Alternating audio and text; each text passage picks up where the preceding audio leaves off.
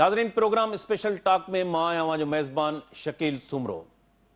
Punjab assembly जी election के हवाले से सुप्रीम कोर्ट की जजमेंट का पोइ आइनी बहरान मुसलसल जो आहे उनमें शिदत अची रही है। आइनी बहरान से गडोगड सियासी बहरान जो है वो भी शिदत से उभरी रो है। मुल्क में अग में ही मुआशी जो सूरत हाल है, मुआशी बहरान वो तमाम एकड़े वडे हद ताईं जो आम खल्क के परेशान कर रहा है। अड़ी सूरत हाल में सुप्रीम कोर्ट के सीनियर जज जस्टिस अतर मिनल्ला पारा 5वीं जो सुफ़न ते बदल इख्तिलाफ़ी नोट जारी किया हुआ है। उन इख्तिलाफ़ी नोट में है तो पंजाब की इलेक्शन के हवाले से जो इलेक्शन इल्तवा केस है उनमें 7 रुकनी बेंच में 4 और 3 वारो फैसलो जो है वो सही हुयो। जस्टिस अतर मिनल्ला चो है तो सियासी जेके केस जॾहिं अदालत ॾांहुं पहुचनि था तो उहे अदालतूं जेके आहिनि उहे इख़्तिलाफ़नि जो शिकार थियनि थी पियूं ऐं हुन फुल कोर्ट वारे मुतालबे जी भी हिमायत कई है। चयो आहे त फुल कोर्ट जेकॾहिं जोड़ी वञे तो ये मसला हल थी सघनि था। उन सां गॾोगॾु मक़ामी वकील इस्लामाबाद के चीफ जस्टिस सुप्रीम कोर्ट तरफ़ां सुप्रीम कोर्ट के ख़िलाफ़ सुप्रीम जुडिशल काउंसिल में दरख्वास्त दाख़िल कई है। जॾहिं त पॉलिटिकल हवाले से आसिफ ज़रदारी जो है पीपल्स पार्टी जो अहम इजलास तलब करे वरतो है। इन वक्त सियासी तौर ते जो हलंदड़ बहरान है उनमें एक दफ़ो ॿीहर पीटीआई के सरबराह चो है तो इलेक्शन जो उहे वक्त ते करण खपनि। जॾहिं त मुस्लिम लीग नून पीपल्स पार्टी समेत कोलिशन पार्टनर्स जो उन्होंने वफाकी काबीना में जो है वो सुप्रीम कोर्ट के फैसले के रद्द किया। उन बाद में असां ॾिठो तो कौमी असेंबली में भी ठाराव मंजूर किया हुयो। हिन वक्त मुल्क में एकड़े ही वक्त ते मुआशी आइनी और सियासी से गड समाजी बहरान भी हलंदड़ है। पूरे खिते के अंदर ख़ास तौर पर मैं सिंध की गाल कंदुसि तो सिंध में अमन अमान जो मसलो है वो इंतहाई बदतर सूरत हाल अख्तियार कर चुको है। कंदकोट में कबायली तकरार में डॉक्टर अजमल सावंत जो फ्रांस में PhD करे आयल हुयो वो जो है उनजो निशानो बणियो है। तो अड़ी सूरत हाल में मुल्क जो है तेज़ी से अनारकी तरफ वधी रहो है। अजोके प्रोग्राम में असांखे जै पैनल ज्वाइन किया है उनमें सिंध बार कौंसिल जा वाइस चेयरमैन आहिनि एडवोकेट जुल्फ़कार जलबाणी साहब, सीनियर सहाफ़ी और सीनियर तज़िये निगार इज़हार सुमरो साहब असांखे स्काइप ते ज्वाइन किया है। सूरत थेबो जो हिन वक्त इस्लामाबाद में मौजूद है, मुस्लिम लीग नून की अगवान है, MPA भी रही चुकियो आहिनि, उनखे भी असांखे टेलीफोन लाइन ते ज्वाइन किया है। टिनी मेहमाननि के जो भलीकार चऊं था। शुरू कयूं था एडवोकेट जुल्फ़कार जलबाणी खां। जलबाणी साहब तव्हां भी जस्टिस अतर मिनुल्ला जो ही 5वीं सुफ़न वारो इख्तिलाफ़ी नोट पढ़ियो है। उन इख्तिलाफ़ी नोट में कहिड़ियूं कहिड़ियूं ॻाल्हियूं आहिनि ऐं हुन सुप्रीम कोर्ट जे जजमेंट है 7 रुकनी बेंच पहिरें तो 9 रुकनी बेंच जोड़ी वही उनमें 2 जज जो मोज़िज़ वे अलग थी विया। 7 रुकनी बेंच जे जो है फैसले के हवाले से उनजो चवण है तो 4 और 3 वारो जो फैसलो हुयो वो सही हुयो। छा चवंदो तव्हां? जी शकील साहब, मेहरबानी तव्हांजी। मां इन फैसले के तफ़सील से पढ़ियो है। अतर मिनल्ला साहब पंहिंजे हिन फैसले में कोशिश करे उन सभिनी शयुनि के कवर करण की कोशिश कई आहे। उन पंहिंजी शुरुआती पैराज़ में जो इमरान खान साहब के ख़िलाफ़ तहरीक आदम एतमाद आई, उन ते जेका डिप्टी स्पीकर की रूलिंग हुई ऐं उन के चैलेंज थियण ऐं उन खां बाद जो है जो इमरान खान जी इस्तीफ़ा ॾियण ऐं इन्हनि सभिनी शयुनि खे हुन थारोली डिस्कस कयो आहे। ऐं जेको हुन पंहिंजो इख़्तिलाफ़ी नोट लिखियो आहे उनमें उन जा सबब जेके आहिनि उहे ॼाणाया आहिनि ऐं उनखे कोशिश कई आहे त जस्टिफाई कया त जेको हुनजो इख़्तिलाफ़ी नोट आहे उन मुताबिक़। ऐं मां सम्झां थो हिकु कानून जे शागिर्द जे हैसियत में मां इहो सम्झां थो त हुनजो ई फ़ैसिलो बिल्कुलु सही आहे। ऐं हुनजी जेका कंक्लूजन हुन कई आहे उहा तमामु बहितर अंदाज़ में कई आहे। उनखे कंक्लूजन पैरा में हुन चयो आहे त जॾहिं बि सियासी धुरियूं पाण में कंहिं ॻाल्हि ते इख़्तिलाफ़ कनि थियूं ऐं उहे इशूज़ बजाए पंहिंजे प्रॉपर फोरम ते क़ौमी असेंबली, सूबाई असेंबली, सेनेट उते हल करण जे उहे वरी असांजे अदालतुनि में खणी था अचनि। पोइ उन्हनि धुरियुनि में कंहिंजी हार थिए थी, कंहिंजी जीत थिए थी, पर आख़िरकार जेका शिकस्त अचे थी उहा कोर्ट खे अचे थी, छाकाणि त माण्हू इन ई तरफ़ वञनि था त कोर्ट जे हिन फ़ैसिले जे करे ही सारो माहौल जुड़ियो आहे। सो मां सम्झां थो त अॼु जे हिन फ़ैसिले जी रोशनी में फुल कोर्ट जोड़ण वारो जेको हुनजो मौक़िफ़ आहे हुन जी ताईद करे सघिजे थी। जी इज़हार साहब, जस्टिस अतर जी शकील मिनल्ला जो जेको ही 25 सुफ़नि ते ॿधल इख़्तिलाफ़ी नोट आहे, ज़ुल्फ़कार जलबाणी साहब उनजी मुख़्तलिफ़ जेके पैरा आहिनि उहे पढ़ी ॿुधायूं। अवां छा था सम्झो त हिन इख़्तिलाफ़ी नोट खां पोइ ही जेको हलंदड़ आइनी बहिरान आहे उहो उन में वधीक शिदत पैदा थींदी? जॾहिं आइनी बहिरान में शिदत पैदा थींदी त अॻु में ई सियासी बहिरान जेको आहे उहो असांजे आॾो आहे ऐं मुल्क जी मुआशी सूरत हाल हूअं ई अबतर आहे। त अहिड़ी सूरत हाल में थियणु छा वञे पियो? अव्हां जी प्रेडिक्शन छा चए थी?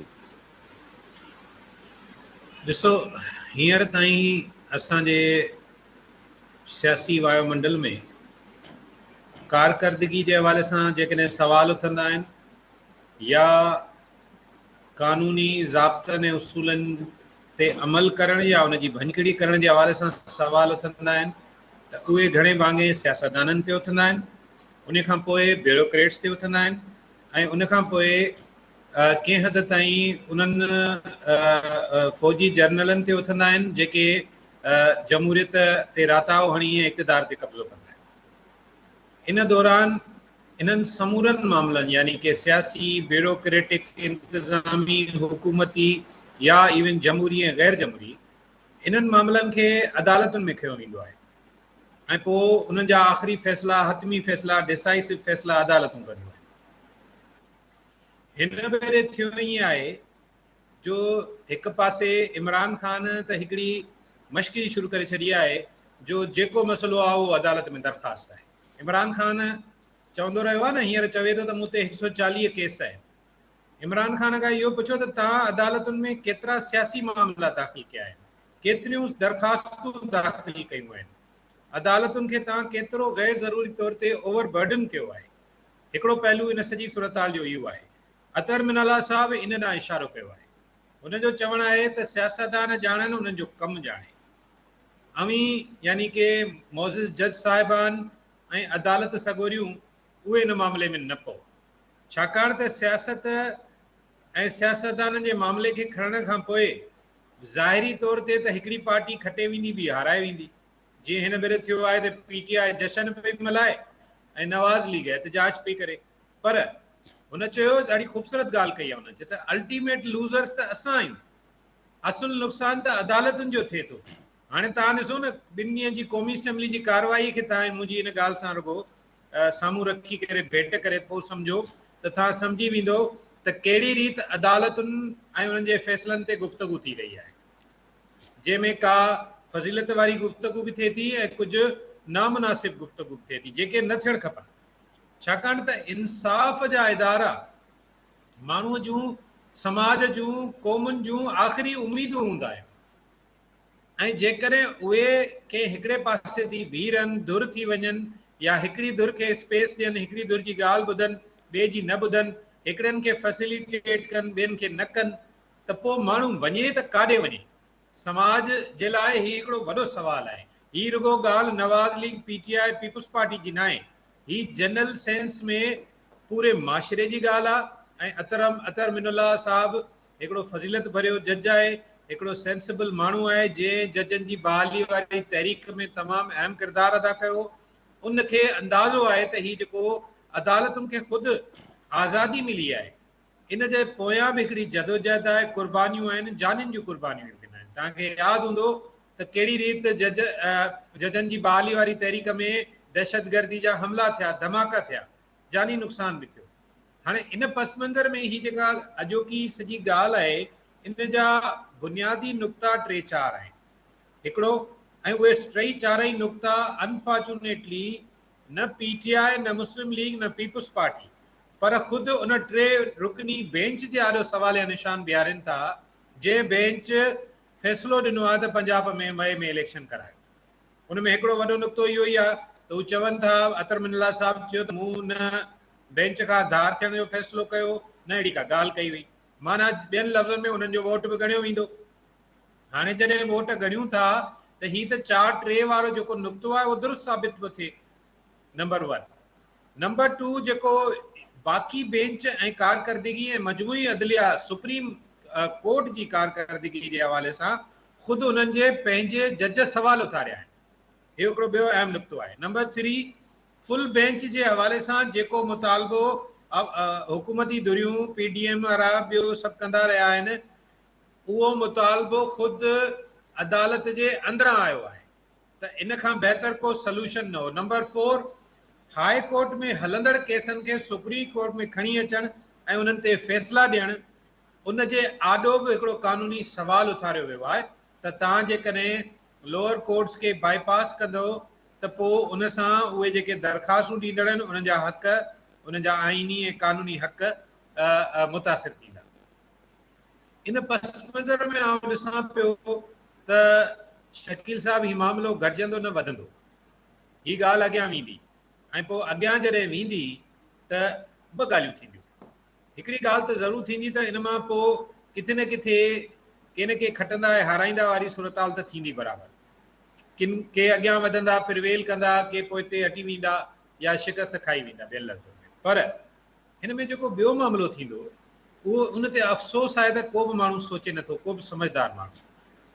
ही असांजे समाज में, असांजे मुल्क में, रियासत में ही जेका बेतौकीरी थी रही आहे इदारनि जी, ही जेका बेतौकीरी थी रही आहे फोरम्स जी, इहा बि त हिकिड़ी वॾी अलमीअ वारी सूरताल आहे। जिन इदारनि, फोरम्स, ऐवाननि ते माण्हुनि जो भरोसो हुजे, माण्हू उन्हनि ते एतबार कंदा हुजनि, माण्हुनि उन्हनि खे वेसा कंदा हुजनि, उन्हनि ते इज़ार साहब, माण्हू सूरत थे बो असां टेलीफोन लाइन ते आहे, उनजो बि ओपिनियन शामिल कयूं था। सूरत, अवां कीअं था ॾिसो, अवां हिन वक़्तु इस्लामाबाद में मौजूदु आहियो, जीअं इज़हार सुमरो साहब ॻाल्हि कई या ज़ुल्फ़कार जलबाणी साहब ॻाल्हि कई, अतर मिनल्ला जो जेको इख़्तिलाफ़ी नोट आहे असांजे साम्हूं आहे, ही मुल्क में जेको सियासी बहरान आहे, उन सियासी बहरान जे लाइ तव्हांखे किथे पॉलिटिकल जेको डायलॉग नज़र अचे थो कोलिशन पार्टनर्स ऐं PTI जे विच में, या ही जेको क़ौमी असेंबली जे अंदरि रेज़ोल्यूशन मंज़ूर थियो आहे, उन खां पोइ कंटेम्प्ट ऑफ कोर्ट जूं ॻाल्हियूं थी रहियूं आहिनि, सूरताल छा आहे जेकॾहिं मां तव्हां खां सियासी बहरान जे हवाले सां पुछां? महिरबानी शकील, मां जेको आहे सो इन्हनि ॿिन्हिनि अदनि जी ज़ुल्फ़ार जूं ॿिनि ॻाल्हियूं ॿुधियूं, ॾाढो तफ़सील सां कानूनी नुक़्तनि ते ॻाल्हायो। मां त ॾिसो तारीख़ में दुनिया में तव्हां ॾिसो, तव्हां हींअर माशी बदाली जी ॻाल्हि कई, मुल्क में सियासी बदाली जी ॻाल्हि कई। दुनिया में तव्हां ॾिसो यूरोप सॼो जंग जे करे तबाह थी वियो त उतां जे हुकुमरान, उतां जी डेलीगेशन खे इहो चयो हो, उन्हनि खे ॿुधायो वियो त सभु कुझु तबाह थी वियो आहे, असांजा रोड, रस्ता, अस्पतालूं, असांजो सॼो मुल्क तबाह थी विया आहिनि, असांजी हिकु हिकु शइ तबाह थी वई आहे। पर उतां जे हुकुमरान उन्हनि खे इहो जवाबु ॾिनो त तव्हां असांखे ॿुधायो त तव्हांजी कोर्टूं कमु कनि थियूं, इंसाफ़ ॾियनि थियूं। त इहो जवाबु हो त बिल्कुलु कोर्टूं कनि थियूं ऐं इंसाफ़ ॾियनि थियूं। त पुछो को का परवाह कान्हे का, हीअ सभु शयूं ठही वेंदियूं, हीअ सॼी रोड, रस्ता सभु कुझु ठही वेंदो, सारी तरक़ी थी वेंदी, तव्हांखे इंसाफ़ मिले थो।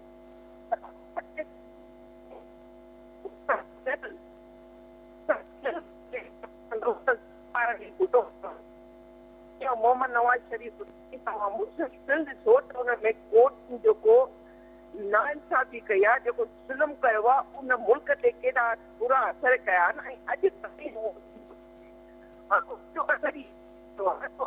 दुनिया में हाणे हिन वक़्तु सुप्रीम कोर्ट ख़ुदि घिराइजी वई आहे, हुन में जज घिराइजी विया आहिनि, जंहिंमें मोहतरम जजनि जा जेके नोट आहिनि, उहो हिकिड़ो अतर मिनल आहे न, पर ॿियनि ॿिनि जजनि बि जेको नोट लिखिया आहिनि, उहे जेके तव्हां मूंखे इहो ॿुधायो त इहो छा था चवनि त तव्हां जेको आहे सो हिन मुल्क सां हाणे खिलवाड़ बंदि कयो।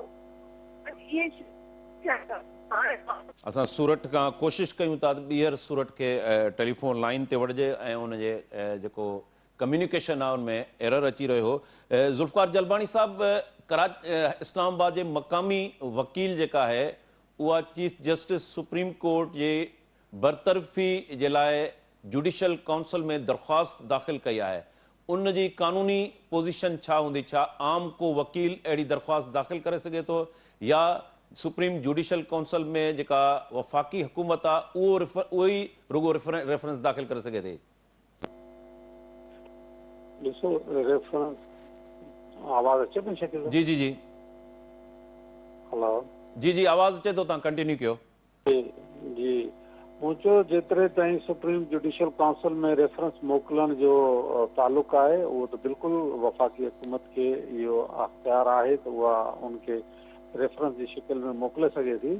बाक़ी जेके वकील साहब इस्लामाबाद जे जेका आइनी पिटीशन दाख़िल कई आहे सुप्रीम कोर्ट में, उहा अञा मुंहिंजी नज़र में न गुज़री आहे ऐं उन कहिड़ो मौक़िफ़ अख़्तियार कयो आहे इहो त क़ब्ल वक़्तु हूंदो कुझु चवणु। पर जेकॾहिं तव्हां मूंखे इजाज़त ॾियो त इहा जेका जजमेंट असां अॼु अतर मिनल्ला जी डिस्कस करे रहिया आहियूं, इन जी जेकॾहिं सेकंड लास्ट पेज आहे 24, उन ते जेको हुन तफ़सील सां डिस्कस कयो आहे पंहिंजे हिन फ़ैसिले खे समेटींदे, हुन इन शइ जो एतिराफ़ कयो आहे त बाबा असांजे हिन मुल्क में जेके बि गैर जमहूरी क़ुवतूं, जेकॾहिं सवली ॿोली में चऊं त जेके असांजे मुल्क में मार्शलाऊं लॻियूं आहिनि, उन्हनि मार्शलाउनि खे असांजी हिन कोर्ट यानी सुप्रीम कोर्ट ऑफ पाकिस्तान उन्हनि खे आइनी तहफ़ुज़ ॾिनो ऐं उन जे करे उन्हनि सालनि जे साल जेको आहे असांजे मुल्क ते उन्हनि गैर जमहूरी क़ुवतनि जेको आहे उहा हुकूमत कई आहे। ऐं इहा बि असांजे सुप्रीम कोर्ट जे फ़ैसिले ॾियण जे करे ऐं उन खां अॻिते हली करे उन में पहिरां पेज 24 ते चए थो त बाबा ॾिसो, हिन वक़्तु जेको मुल्क जी सूरत हाल आहे, जेका असांजी आइनी क्राइसिस आहिनि ऐं असांजी जेका मुल्क जी माशी बदतरीन सूरत हाल आहे, असांजो ग़रीब मिस्किन माण्हू जेको परेशान आहे, असांजो कॉमन मैन जेको अफेक्ट थियो आहे, ऐं उनखे मद्देनज़र रखींदे करे हुन इहा एडवाइस कई आहे, तजवीज़ कयो आहे त सभिनी स्टेक होल्डर्स खे इंक्लूडिंग कोर्ट, हू पंहिंजे पाण खे बि स्टेक होल्डर्स जे तौर ते चए थो त असांखे बि सुप्रीम कोर्ट खे बि पंहिंजी अना खे हिकु पासे रखी करे हिकु क़दम पोइ ते हटी करे हिन मुल्क जी बहितरी जे लाइ, हिन मुल्क जी मुआशी बहितरी जे लाइ, हिन मुल्क जे आइन जी बहाली जे लाइ ऐं हिन मुल्क जे माण्हुनि जे फंडामेंटल राइट जे तहफ़ुज़ जे लाइ असांखे हिकिड़ो क़दम पोइ ते हटणु घुरिजे ऐं असां गॾिजी वेही करे आईंदा जो लाइ अमल जोड़ियूं। हाणे इहे जेके उन जे फ़ैसिले जा नुकात आहिनि उहे बिल्कुलु असांजो जेको माज़ी रहियो आहे अदालतुनि जो उन जी अक्कासी करे थो। उहो ॿुधाए थो त कीअं कीअं असांजे मुल्क जे आइन खे मुअत्तिल कयो वियो, कीअं मार्शला लॻी, कीअं उन खे चैलेंज कयो वियो ऐं बजाए उन मार्शला खे गैर आइनी गैर कानूनी करार ॾियण जे वॾे अफ़सोस सां चवणो थो पए त असांजे आला तरीन अदालतुनि उन्हनि खे न सिर्फ़ु इहो अमल जाइज़ करार ॾिनो बल्कि उन्हनि खे अञा इहो एक्सटेंड कयूं त तव्हां जेकी अमल करे रहिया आहियो इन खे कानूनी तहफ़ुज़ ॾिजे थो। सो मां सम्झां थो त जेको ही हिन जो अतर मनल्ला साहब जो जेको इहो फ़ैसिलो आहे उहो वेल रीज़न्ड आहे। उन जा जेके हुन रीज़न्स रिकॉर्ड कया आहिनि पंहिंजी जजमेंट में उहे आइन ऐं तारीख़ जी जेका हिस्ट्री मुताबिक़ हुन उनजी अक्कासी कई आहे। सो मां सम्झां थो त असां वटि सवाइ फुल कोर्ट जोड़ण जे को ॿियो को ऑप्शन बचे कोन थो। जेकॾहिं पॉलिटिकल धुरियूं ऐं असांजी आला अदालतूं ऐं असांजी इस्टेब्लिशमेंट पंहिंजे अना जो मसइलो बणाए करे बीह रहंदा त पोइ मां नथो सम्झां त को अचण वारे वेझड़ाई वारे वक़्त में का सूरत हाल बहितर थींदी। ज़ुल्फ़कार जलबाणी साहब, हींअर त इहा 3 रुकनी बेंच जी जजमेंट अची चुकी आहे। कानूनी ऐं आइनी रस्तो कहिड़ो बचे थो त कानूनी माहिर चवनि था त हिननि खे रिव्यू पिटीशन दाख़िल करणु खपे। फुल कोर्ट जी जेका डिमांड आहे उहा ज़ाहिर आहे कोलिशन जेके पार्टनर्स आहिनि ऐं वफ़ाक़ी हुकूमत तरफ़ां बि कई वई आहे, वफ़ाक़ी काबीना तरफ़ां बि कई वई आहे, जेको क़ौमी असेंबली में ठाराव मंज़ूर थियो उनजे मतन में बि फुल कोर्ट जी ॻाल्हि थियल आहे। क़ानूनी तौर ते हाणे हिन जजमेंट खां पोइ कहिड़ो रस्तो अचे थो, त आया रिव्यू पिटिशन थियणु खपे या हिन फ़ैसिले खे कीअं अंडू करे सघिजे थो? नज़रसानी जी दरख़्वास्त जंहिंखे रिव्यू पिटिशन चइबो आहे उहो लाज़मी दाख़िल थियणु घुरिजे ऐं उनजे दाख़िल थियण ते ई मां सम्झां थो त को इन जो हल निकिरी सघे थो ऐं असांजो फुल कोर्ट थी सघे थी, जोड़े सघिजे थी ऐं उन ई जे फ़ैसिले जे नतीजे में को आईंदा जो मुस्तक़िल जेको आहे लाइ अमल जोड़णु घुरिजे। बाक़ी जंहिं तरीक़े सां हाणे असांजी क़ौमी असेंबली पास कयो रेज़ोल्यूशन, असांजी वफ़ाक़ी काबीना जेको आहे उहो पास कयो त बाबा असां जेको इहो कोर्ट जो फ़ैसिलो आहे इन खे तस्लीम नथा कयूं या हिन ते असीं अमल न कंदासीं, त मां नथो सम्झां त को इन सां असांजा का मसइला हल थी सघंदा या असां कंहिं यानी पॉज़िटिव पहलू तरफ़ वञी सघंदासीं।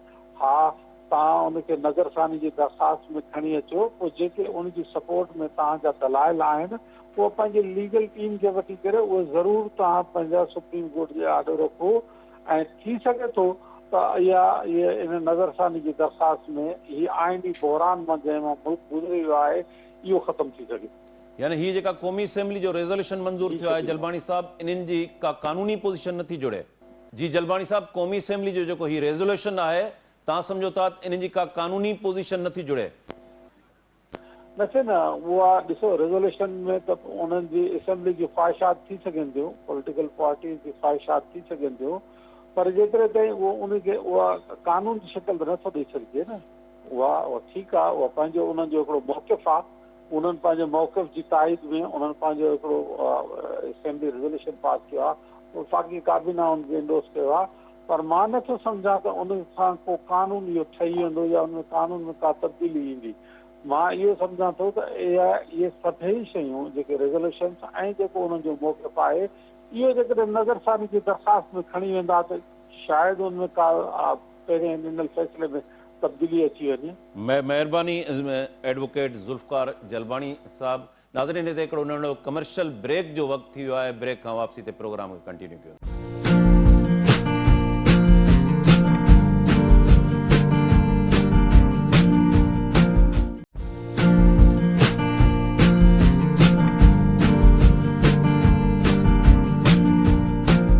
वेलकम बैक नाज़रीन। सूरत थेबो सां असांजो हिकु दफ़ो ॿीहर राब्तो बहाल थी वियो आहे। सूरत हींअर कुझु देरि पहिरें मरियम औरंगज़ेब जेका प्रेस कॉन्फ्रेंस कई आहे, उन प्रेस कॉन्फ्रेंस में हुन डिमांड कई आहे त सुप्रीम कोर्ट जो चीफ जस्टिस फौरी तौर ते इस्तीफ़ा ॾे। हिकिड़े पासे क़ौमी असेंबली में रेज़ोल्यूशन अचे थो, ॿिए पासे 3 रुकनी जजमेंट आहे जंहिंमें 14 मई ते इलेक्शन कराइण जी जजमेंट ॾिनी वई आहे। त अहिड़ी सूरताल में हीउ जेको आइनी ऐं सियासी बहरान आहे, अल्टीमेटली इन जो नतीजो वञी किथे निकिरंदो? ॾिसो शकील, मां पहिरियां शुरू में ॻाल्हि कई त हिन वक़्तु जेको पाकिस्तान में जेका तबाही आहे उन में घणे में घणो हथु अदलिया जो बि आहे, पर हिन वक़्तु जेका सुप्रीम कोर्ट जे हवाले सां जेकॾहिं ॻाल्हि कजे त तव्हां सुजान दुरियूं या कानून जी जेके बि ॼाण रखनि थियूं, जीअं हिते ॿिनि अदनि जेको ॿुधायूं सभु ॻाल्हियूं, उन खां सवाइ जेकॾहिं तव्हां ॾिसंदो त जेके उन जा फ़ैसिला आहिनि उहे मुस्तक़िल अहिड़े क़िस्म जा आया आहिनि जेके न रुगो जमहूरियत जे हवाले सां, पार्लियामेंट जे हवाले सां, त इन सां छा थो थिए त हाणे मूंखे ॿुधायो, हाणे जेको फ़ैसिलो आयो भई पंजाब में इलेक्शन के कैपीके में न थिए, भई तव्हांखे जेकॾहिं हर हाल में आइन ते करिणो आहे त पोइ तव्हांखे हिकु सूबे ऐं ॿिए सूबे में फ़र्क़ु छो नज़र आयो आहे? तव्हांखे ॿुधायो वियो आहे त हिते हिन हालतुनि जे करे हा ॿी ॻाल्हि इहा त तव्हां जेको आहे सो पंहिंजी इलेक्शन कमीशन जेको आहे सो सुप्रीम कोर्ट जो चीफ जस्टिस साहिबु आहे। मां सुप्रीम कोर्ट खे न पर चीफ जस्टिस साहिब जी ऐं उन ॿिनि जजनि जी ॻाल्हि पई कयां त तव्हां जॾहिं इन ताक़त खे अहिड़े नमूने सां इस्तेमालु कंदव त पोइ तव्हां हिन मुल्क जो हालतूं जहिड़े नमूने सां ॾिसो था, सभिनी खे तशवीश आहे, यकीनन त इहे शयूं त ख़तरनाक वञनि पियूं, इहे शयूं वाक़ई ख़तरनाक वञनि पियूं। अफ़सोस सां चवणो थो पए त असांखे दुनिया हाणे इहो ॾिसे त हिते जेको आहे सो सुप्रीम कोर्ट जेको आहे सो जेको इंसाफ़ जो आख़िरी आहे जंहिं ते दुनिया ॾिसो माण्हू नज़रूं हूंदियूं आहिनि, सॼी दुनिया जी नज़रूं हूंदियूं आहिनि, जंहिंमें ही फैसला जेके क़ौम सां सलाह ॾियल आहिनि उहे ख़तरनाक अंदाज़ा ॾेई रही आहे। ऐं हू पाण बि जीअं ॿुधायो अतर मिनाला जी जहिड़ी जुमलनि त असां इज़हार सुमरो साहब नालो था। इज़हार साहब, ही जेका मरियम औरंगज़ेब जी प्रेस कॉन्फ्रेंस आहे, अॻु में ई हिकिड़ो जेको आइनी बहरान आहे, सियासी बहरान में शिद्दत जेका आहे अॻु में ई हिकिड़ी असां ॾिसी रहिया आहियूं। हिन स्टेटमेंट खां पोइ ही जेका डिमांड आहे ज़ाहिर आहे त इहा वफ़ाक़ी हुकूमत जी डिमांड आहे। इतलात वारी वफ़ाक़ी वज़ीर जॾहिं चए थी त सुप्रीम कोर्ट जे चीफ जस्टिस खे फौरी तौर ते इस्तीफ़ा ॾियणु घुरिजे। जी इज़हार साहब। ॾिसो, हाणे लाइन ड्रा थी वई, ॻाल्हि क्लियर थी वई। वफ़ाक़ी हुकूमत न रुगो इन फ़ैसिले ते अमल करण खां इनकार कयो आहे, न रुगो क़ौमी असेंबली मां ठहराउ मंज़ूर थियो आहे, पर हाणे इन टे रुकनी बेंच जे सरबराह ऐं सुप्रीम कोर्ट जे चीफ जस्टिस जे हवाले सां इहो इस्तीफ़ा वारो ग़ैर मामूली मुतालबो साम्हूं अची वियो आहे। इन मां ज़ाहिर आहे त हाणे हिकिड़े पासे वफ़ाक़ी हुकूमत आहे, उनजी इत्तेहादी पार्टियूं आहिनि, ऐं ॿिए तरफ़ सुप्रीम कोर्ट जी इहा टे रुकनी बेंच आहे। इहो मां इन करे चवां थो टे रुकनी बेंच आहे छाकाणि त ख़ुदि सुप्रीम कोर्ट जे अंदरि काफ़ी सीनियर जज, जिन में उहे 4 जज साहिबान बि शामिल आहिनि जेके उन 7 रुकनी बेंच में हुआ, जिन उन सां इख़्तिलाफ़ ॾेखारियो ऐं अहिड़ी रीति जेका हुकूमत ॻाल्हि पई करे त ही हिकिड़ी अक़लियती बेंच जो फ़ैसिलो आहे, ही 3 जजनि जो फ़ैसिलो आहे, इहो त अमली तौरु हाणे दुरुस्त साबित थींदो पियो वञे। हिकिड़ी ॻाल्हि। ॿियो इहो त हिन सॼे सिचुएशन में जेके ईंदड़ इम्कानी मंज़रनामा आहिनि, उन्हनि में हिकिड़ो मंज़रनामो इहो आहे जेको अॼु हिकिड़े शहरीअ दरख़्वास्त दाख़िल कई आहे, ऐं तव्हांखे ख़बर आहे त शहरी कीअं दरख़्वास्तूं दाख़िल कंदा आहिनि, ऐं पोइ उन दरख़्वास्त जे नतीजे में चीफ जस्टिस जे हवाले सां सुप्रीम जुडिशल काउंसिल में मामिलो रखण जो मुतालबो कयो वियो आहे। मुल्क जे आइन मुताबिक़ को बि शहरी कंहिं जज जे बारे में अहिड़ी दरख़्वास्त ॾेई सघे थो। अच्छा, सुप्रीम जुडिशल काउंसिल में सूरत हाल इहा बीहंदी जो चीफ जस्टिस साहब जे ख़िलाफ़ जीअं त इहा दरख़्वास्त आई आहे, तंहिंजे करे हू पाण उन में न वेही सघंदा। जेकॾहिं कंहिं बि जज जे ख़िलाफ़, चीफ जस्टिस खां अलावा कंहिं बि जज जे ख़िलाफ़ अहिड़ी दरख़्वास्त अचे हा त पोइ चीफ जस्टिस साहब पाण वेहंदा ऐं उन कार्रवाई खे ॾिसंदा। त हिकिड़ो त टेक्निकली हाणे चीफ जस्टिस बंदयाल साहब उन में न वेही सघंदा। उन खां पोइ 2 सीनियर मोस्ट जेके जज आहिनि, उन्हनि में तव्हां ॾिसंदव त उहे इन सॼे मामले खे ॾिसंदा, ऐं सुप्रीम कोर्ट में ऑलरेडी जेको चीफ जस्टिस जे हवाले सां उन जी बेंचुनि जोड़ण जे हवाले सां जेके इख़्तिलाफ़ ऐं ॿिया मामला साम्हूं ईंदा रहिया आहिनि, उन्हनि जी सिचुएशन बि उते साम्हूं ईंदी त हिकिड़ो त सुप्रीम जुडिशल काउंसिल को वॾो फ़ैसिलो करे सघे थी। इन ई दौरान हिकिड़ो ॿियो अहम मामिलो 20 अप्रैल ताईं पाण खे थींदो नज़र अचे थो त जेकॾहिं सदर क़ौमी असेंबली जो उहो बिल जेको सुप्रीम कोर्ट जे कार्रवाई जे हवाले सां नज़्मो ज़ब्त जे हवाले सां आहे, उहो बिल मंज़ूर नथो करे ऐं उन ते पंहिंजो नुक़्ते नज़र ॾिए थो, उन जे बावजूदि टेक्निकली 20 अप्रैल ते उहो बिल लागू थी वेंदो, सदर मंज़ूर करे या न करे। यानी कि 21 अप्रैल ते हीअ हुकूमत, वफ़ाक़ी हुकूमत, इन टिरुकनी बेंच जे फ़ैसिले जे ख़िलाफ़ बि अपील करे सघंदी। हाणे उहा जॾहिं अपील दाख़िल थींदी त उन जो बि जेको फ़ैसिलो हूंदो ऐं मुस्तक़बिल में जेके बि सो मोटो केसिस जा मामला हूंदा, उन में जेके 3 सीनियर मोस्ट जज हूंदा, जिन में चीफ जस्टिस बि शामिल हूंदो, उहे वेही करे फ़ैसिला कंदा। त ही सॼी सिचुएशन इन्हनि 10-15 ॾींहंनि में बदिलजंदे नज़र अची रही आहे। हिकिड़ी ॻाल्हि, इन दौरान हींअर ताईं जेको तासुर जुड़ियो पिए, उहो तासुर आख़िर आहिस्ते आहिस्ते तब्दील थी रहियो आहे। जेको तासुर ॾिनो पियो वियो त शायदि को ही अदालतूं ऐं अदलिया जी आज़ादी ख़तरे में आहे, ऐं जेको PTI हिकिड़ो पोर्ट्रे कयो पियो मामिलो, हिकिड़ो त उहो मामिलो हिकिड़े पासे थींदे नज़र अचे थो। ॿियो हिकिड़ो माण्हू आहे जेको लगातार हिकिड़ी वाज़े ॻाल्हि कंदो पियो अचे, जेको इलेक्शन कमीशन जो वकील बि हो, उन सीनियर वकील हिकिड़ी वाज़े ॻाल्हि कई आहे। हुन चयो आहे त 14 मई ते इलेक्शन पॉसिबल ई न आहे, ऐं इहा ॻाल्हि हुन पहिरें ॾींहं खां पे कई आहे। उन जे पुठियां बि ज़रूरु के ग्राउंड्स हूंदा, के सबब हूंदा। आउं सम्झां थो त फ़िलहाल ही इलेक्शननि वारो मामिलो बि थींदो नज़र न पियो अचे। इमरान ख़ान कल्ह राति जेको हिकिड़ो वरी नओं यू टर्न वठंदे ऐं इस्टेब्लिशमेंट जो पासो खणण जी कोशिशि कई आहे ऐं चयो आहे त मूंखे इस्टेब्लिशमेंट सां हीअ हुकूमत विढ़ाइण थी चाहे, कारवायूं बि हुकूमत पई करे। इन ई दौरान तव्हां ॾिठो त इमरान ख़ान जो हिकिड़ो हार्ड कोर सख़्तु क़िस्म जो लीडर जेको आहे, जेको तमामु घणा उल्टा सिधा बयान ॾींदो रहियो आहे, उहो बि गिरफ़्तार थियो आहे। इन सॼी डेवलपमेंट खे तव्हां अगरि जोड़े सम्झंदो त ऐं इन दौरान अॻूणे स्पीकर बि ऑफर कई आहे हुकूमत खे त असां सां ॻाल्हियूं कयो, मामला वेही तइ कयो। इमरान ख़ान बि चयो आहे त हलो ठीकु आहे, भला हींअर इलेक्शन नथा करायो त वेहो ॻाल्हियूं कयो, भला पोइ कॾहिं करायूं इलेक्शन। इन सॼी ॻाल्हि मां ज़ाहिर आहे त ही कोर्ट जे फ़ैसिले अचण जे बावजूदि ख़ुदि PTI खे बि इहा सिचुएशन थींदी नज़र न पई अचे। मां हिन जो तव्हांखे हिकिड़ो वरी दिलचस्प मिसाल थो ॾियां। सियासी पार्टियूं इलेक्शन जी तारीख़ अनाउंस थियण खां पोइ पहिरियों कमु कहिड़ो कंदियूं आहिनि? दरख़्वास्तूं घुराईंदियूं आहिनि पार्टी टिकट जे लाइ, पोइ मीटिंग्स कंदियूं आहिनि, पोइ गहमागहमी शुरू थींदी आहे, राब्ता थींदा आहिनि, जोड़ तोड़ थींदी आहे। तव्हांखे अहिड़ी का शइ थींदे नज़र अचे पई? मुल्क जे सभ खां वॾे सूबे में इलेक्शन थियणी आहे, मुल्क जे आबादीअ जे ॻच हिसे में इलेक्शन थियणी आहे। छा तव्हांखे इलेक्शन जो उहो टेम्पो ऐं मंज़रनामो नज़र अचे थो? इन जी तव्हांखे वधीक सिचुएशन वाज़े थी वेंदी 10 तारीख़ ते, जॾहिं वफ़ाक़ी हुकूमत खे 2 अरब रुपया इलेक्शन कमीशन जे हवाले करणा आहिनि। छा उहे पैसा उन्हनि खे मिलनि था ऐं नथा मिलनि? उन मां अञा वधीक सूरताल वाज़े थींदी हुई। मां सम्झां थो त ही हाणे इलेक्शन खां वधीक हिन हुकूमत ऐं सुप्रीम कोर्ट जे इन्हनि जजनि जे विच में टकराव वारो मामिलो थींदे नज़र अचे पियो हिकिड़े पासे, ऐं ख़ुदि इदारे जे अंदां चीफ जस्टिस ते प्रेशर ॾींहों ॾींहुं वधंदे नज़र अचे पियो। इन दौरान सुप्रीम जुडिशियल काउंसिल में जेकॾहिं चीफ जस्टिस वारो मामिलो वञे थो त उहो इंतिहाई अहम हूंदो ऐं उहो हिन सॼे मंज़रनामे खे तब्दील कंदो। हिकिड़ी ॿी ॻाल्हि, अहम ॻाल्हि ॿुधंदड़नि खे सम्झाइण जे ख़्याल सां, अंडरस्टैंड करण जे ख़्याल सां ॿुधाइजे त पाकिस्तान में रिवायती तौर ते थींदो ईअं रहियो आहे, शकील साहब तव्हां बि हुनजा विटनेस आहियो, त अदलिया जो ही जेको सॼो प्रेशर या एक्टिविज़म हूंदो आहे, उन सां गॾु जेका ॿी अहम कुवत हूंदी आहे उहा हमेशह एस्टेब्लिशमेंट हूंदी आहे। जीअं अतर मिनला बि ज़िक्र कयो त परवेज़ मुशर्रफ जे दौर में, गैर जमहूरी दौर में अदालतुनि इजाज़त ॾेई छॾी मुशर्रफ खे त जेको कानून वणे सो वञी ठाहे। LFO खे बि हुनजे अप्रूव कयो सुप्रीम कोर्ट।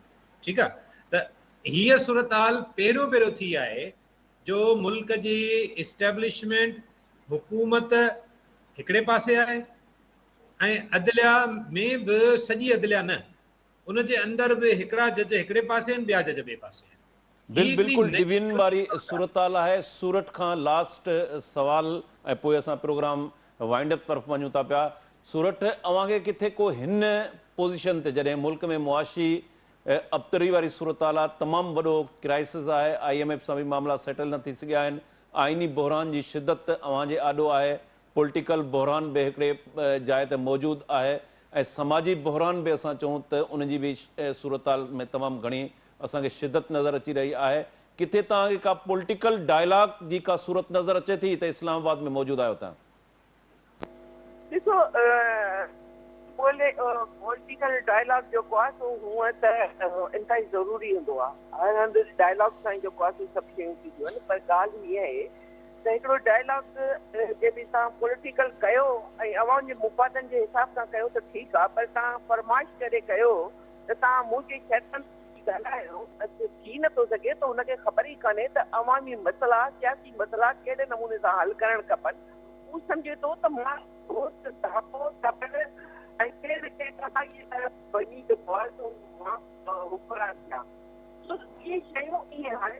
हिते असांजो प्रोग्राम जो वक़्तु पुॼाणी खे पहुतो। सूरत थेबो साहिबा, इज़हार सुमरो साहब, एडवोकेट ज़ुल्फ़कार जलबाणी साहब, तव्हां टिनी महिमाननि जी महिरबानी।